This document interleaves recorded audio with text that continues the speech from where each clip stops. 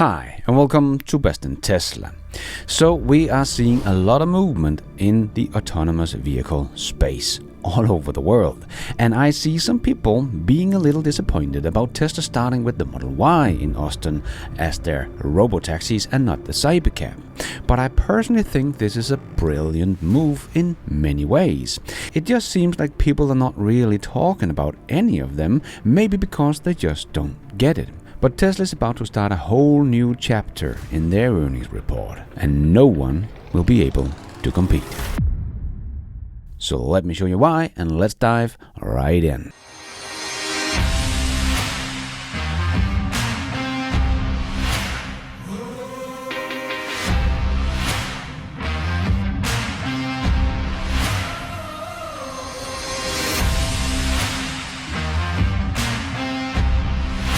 So we do get more and more news about Tesla's full self-driving supervised robotaxis in Austin, as Tesla reportedly has 300 test operators already driving around in Austin to prepare for their big June robotaxi launch, according to Business Insider. So that sounds like a lot more than what we were expecting for the launch June, so maybe we will get a couple of hundred Model Ys driving around as robotaxis. A spokesperson for the Austin Police Department said that Tesla has already held a testing day with first responders from Austin and the Texas Department of Public Safety to prepare for the big launch. So it seems like Tesla has done everything they can to get ready and is testing the hell out of their full self-driving network, the mobile app, vehicle allocation, mission control, remote assistant operation, and so much more. But as we know, they will start with the Model Y as robotaxis, and many seem to be disappointed about that. But I think it makes a lot of sense and give Tesla some clear advantages. So let me try to dive a little deeper into why this is actually a brilliant way of going at it.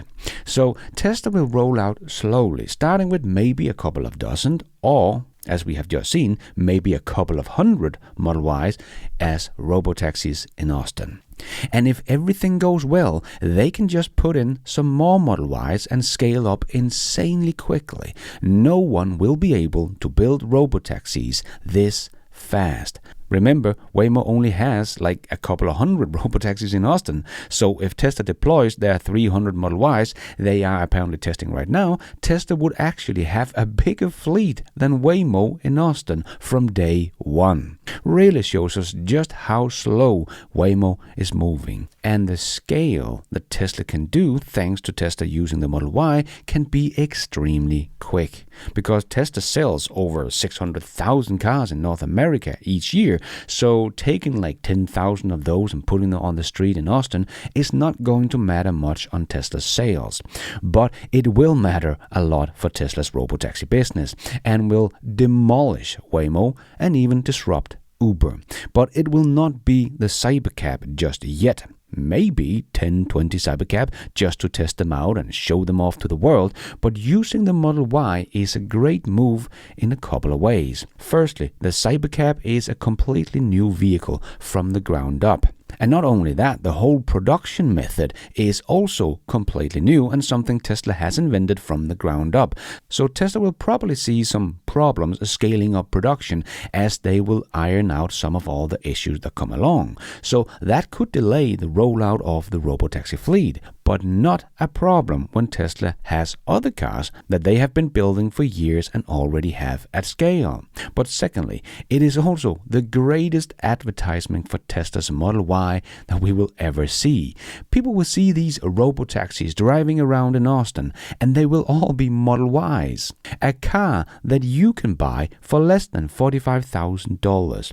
That will be some great advertising, showing the world that Tesla has this technology and you can buy that car that is able to do this, as it is the exact same car coming off the production line. Thirdly, this will give Tesla better time to get everything about the Cybercab worked out, from the production method to the car itself to the automatic cleaning station to the wireless charging and the app and everything else. There is no rush, as Tesla will just roll out Model Ys as long as they need to before Tesla gets their Cybercab to full scale. So Tesla will get to scale on Robotaxi fleet much faster than they could otherwise. So you might think, why build the Cybercab in the first place when you can just use the Model Y? Well, it all comes down to one thing. Something most of the analysts and investors are saying, well, Waymo already have robotaxis and Uber will just win this one. Because the thing they rarely talk about are the cost of running a robotaxi fleet. For most other players, it is very capital intensive to build robotaxis and map the whole area with geofencing and keep that up to date and use all of those many sensors. So the Cybercab and the unbox production method will make Tesla untouchable in the robotaxi game, as no one will be able to compete on price. And even if you take the Model Y, it only cost Tesla about $35,000 to build. That is the last official number we have anyway, so it might be even lower today with the refreshed Model Y, as Tesla now also have all factories building the car in the same way, which was not the case before. So the highest cost for Tesla would be $35,000. And like I've showed before, ARK Invest research shows that Waymo spent more than $40,000 just on their sensors and computer to make the car they buy into a robotaxi. But Tesla can build the whole robotaxi, including everything, for $35,000. Even the Model Y is more affordable robotaxi than any other robotaxi on the market today. But that is still twice as expensive as the Cybercab, so that will just become even better. But if we put Tesla's $35,000 into this little chart I made, which was a copy of AJ's chart about the cost of running robotaxi fleet, so I can change out the numbers myself, well, we can see that Tesla's cost will not really be much more than 31 cents per mile. So they can still sell it to the customers for about 50 cents and still earn about 40% in gross profit per mile. So Tesla can sell their rides to its customers for less than what it cost Waymo per mile to run their robotaxis. What it cost Waymo. They simply have no chance of being competitive on price. And I personally think this is the reason why Elon said he thinks that Tesla will have more than 90% market share in the robotaxi market. He probably is talking about the US, but no matter what, there is really no one else that can compete even with the Model Y as a robotaxi, and Tesla will make one that is half the price of that. So it makes completely sense to me that they will be starting with the Model Y to test it out, because that means they can control the rollout as they want. They will not be limited by the production ramp of a completely new product on a completely new production line and technology. And like I said, I think this will truly be the best advertising Tesla can do for their cars, because there are so many people that have no clue that Tesla is so close on solving full self-driving. And you can, in the US today, buy this system that can basically drive you everywhere. You just have to keep an eye on it, as Omar has also shown on so many posts on X. But when people start to see on social media people driving around in their Tesla robotaxis, and you can buy that robotaxi yourself, I think that will be absolutely priceless advertising and make demand explode. And we are seeing that things are really starting to move around the world, as I have been talking about for years, that no one wants to be left behind in the race for autonomy. And the cars will eventually be safer than us humans. So I don't think regulatory approval will be that difficult, as many have said. And we are seeing that in the US, now they want to have countrywide approval, not state by state, for autonomous vehicles.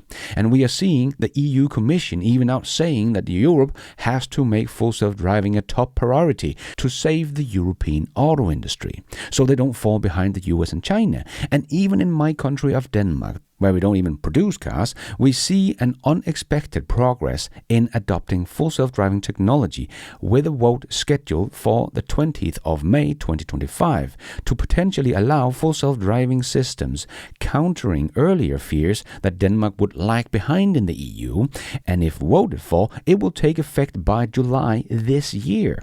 Danish Road Traffic Authority's recent recommendation to simplify the application process for testing autonomous vehicles follow the act to amend the Road Traffic Act, signaling a shift toward embracing connected and autonomous vehicles, where they will also be allowed to be tested in real traffic. So this is also a big change here in my country. So as you can see, countries are starting to make new rules to make sure they don't get left behind in this autonomous future we are about to step into. So, like I have been saying for years, when the first full self-driving unsupervised will be able to be deployed at scale and everywhere because it's a general solution, I think it will catch on like a virus.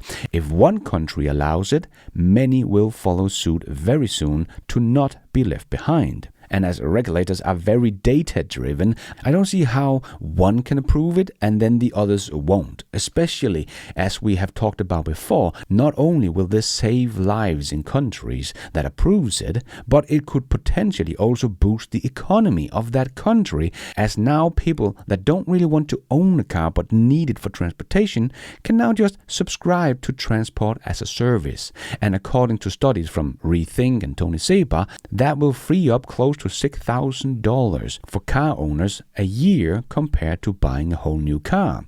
But it will even be cheaper than the operating cost of an old paid-off car. According to Rethink X, it will still be about $2,000 cheaper per year to have transport as a service instead of just keeping your old ICE car running. So that free up capital of $6,000 per person a year that doesn't have to own and operate their own car anymore will suddenly be going back into the economy, and that person can go out and buy more stuff for about $6,000 a year. So this will automatically boost a country's economy. So don't try to tell me that if Norway approve full self-driving robotaxis and they see lives saved and economy gets a boost, that Denmark and Sweden don't want to follow suit? Of course they will.